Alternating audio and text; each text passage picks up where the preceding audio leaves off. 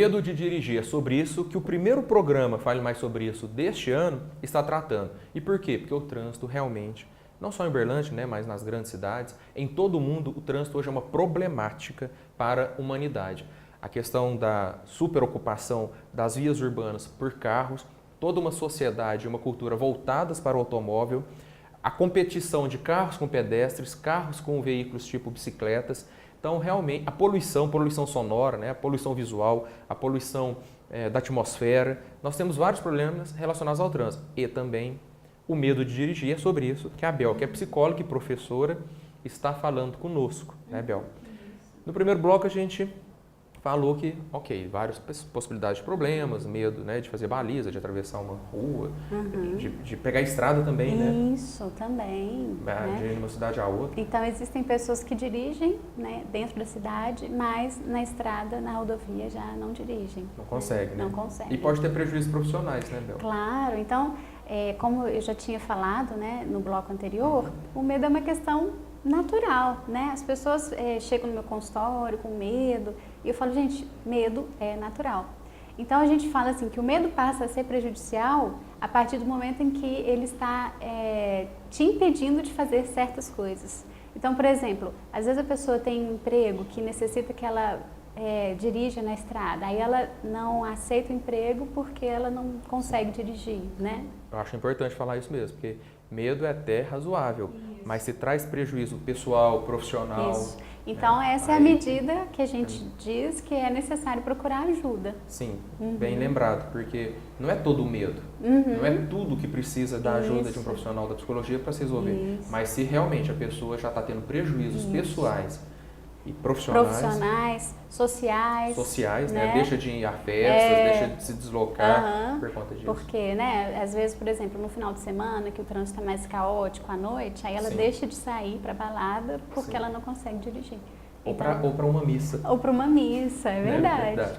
Bel, e aí a pessoa concluiu que tem medo. Né? Então eu vi a psicóloga agora, discutindo com o Léo, eles estão falando que a régua que avalia a problemática se traz prejuízo. Então, vamos supor que a pessoa conclui, eu estou sendo prejudicada por isso. O que você indica? O que é feito? Como é que trabalha essa questão? Então, Léo, a gente diz que para a gente vencer o medo, o melhor jeito é a gente enfrentar o medo. Mas é claro que se eu tenho um medo muito grande, eu não vou fazer isso de qualquer jeito, né? Porque talvez, ao invés de me ajudar, vai me prejudicar. Então, uma maneira que a gente tem de fazer é dar apoio, suporte para essa pessoa, para que ela enfrente esse medo de uma maneira tranquila, de uma maneira saudável, aos poucos, né? Gradativamente. Gradativamente, essa é uma maneira, né? Não vai a pessoa, ela não precisa temer que ao procurar ajuda, ela vai ser colocada frente a frente de diretamente. Cara, não, é todo um processo. Todo um processo, né? devagar. Então, uma das maneiras que a gente tem de fazer é ela, por exemplo, fazer uma lista, né, dos comportamentos que estão relacionados a dirigir. Sim. E aí, vamos supor que para ela pegar a chave do carro já é uma coisa assim meio difícil, mas ela consegue. Okay. Então, ela, primeiro eu vou pegar a chave do carro. Aí ela se acostumou. Pegar a chave do carro para ela é uma coisa tranquila, Sim. né? Aí a gente vai para o segundo passo. Não, agora eu vou abrir o carro. Sim. Aí ela treina aquilo, é uma coisa tranquila. Aí ela vai mais um degrau. Não, agora eu vou entrar dentro do carro, vou experimentar o carro. Aí depois eu vou ligar o carro, né? Vou sair. E é possível, Bel, que a pessoa, em cada etapa dessa, ela enxergue relações desses medos com outros episódios da vida, com outras possibilidades da vida. E isso que é legal estar sob os cuidados de um profissional da saúde mental, sim, né? Porque você vai enxergar e tratar. Isso, então, pela experiência que eu tenho, né, de pessoas que eu atendo que têm medo de dirigir, o medo de dirigir, na verdade, está sempre relacionado a alguma questão da vida pessoal ou da infância. Então, a gente acaba mexendo no medo de dirigir, mas acaba mexendo numa série de questões também.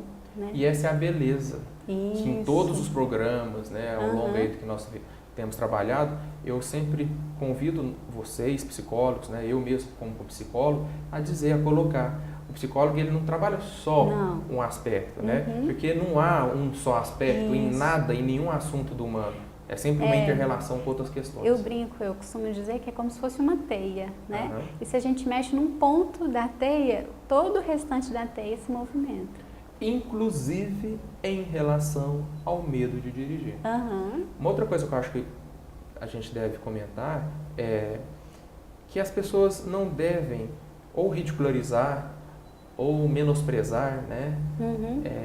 Quem tem esse medo, né, Bel? Então as pessoas, às vezes eu escuto da seguinte maneira, nossa, mas aquela pessoa é tão inteligente, como é que ela tem medo de dirigir, Aham. né? E uma coisa não tem nada a ver com a outra.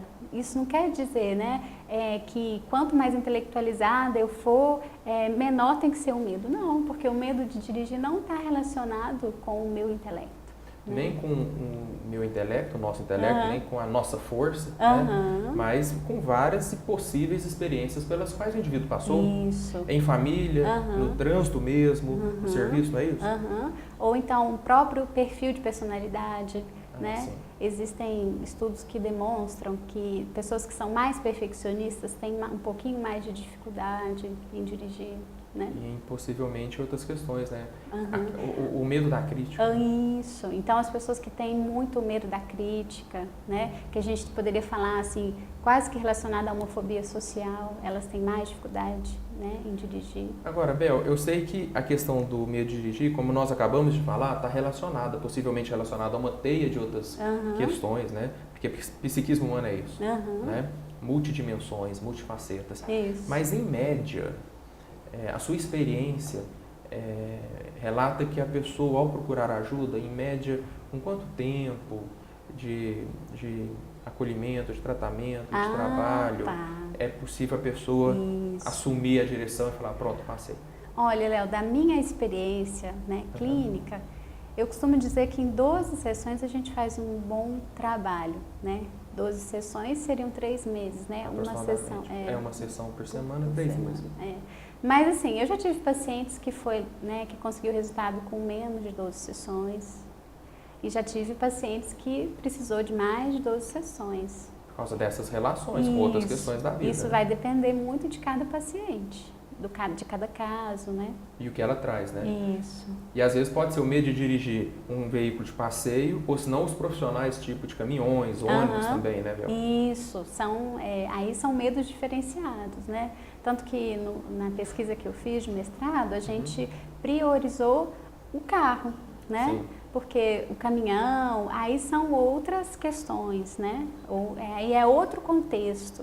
Mas é um outro contexto e muitas vezes até de forma mais grave, porque a gente sabe das exigências e das vicissitudes às quais os caminhoneiros estão submetidos, às violências no trânsito pesado, né? O estresse do trabalho. O estresse. Né? Eu atendi alguns pacientes que têm esse tipo de trabalho, então o que a gente vê é que são pessoas que são muito cobradas, né?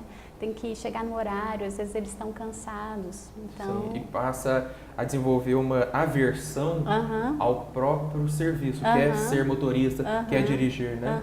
Aí fica claro que as questões são outras interligadas. Isso, aí é outro contexto, né? É outro trabalho. Mas a gente deixa aqui a dica que tem medo, seja pessoal, seja a passeio, seja conduzindo a família, seja profissional, tem solução, né? Isso, com certeza. No próximo bloco, nós vamos falar mais sobre o processo de tratamento, né? E como é que é o pós-tratamento, o relato dessas pessoas que tinham medo e depois perderam o medo, tá bom? Tá bom. Voltamos já falando mais sobre o medo de dirigir.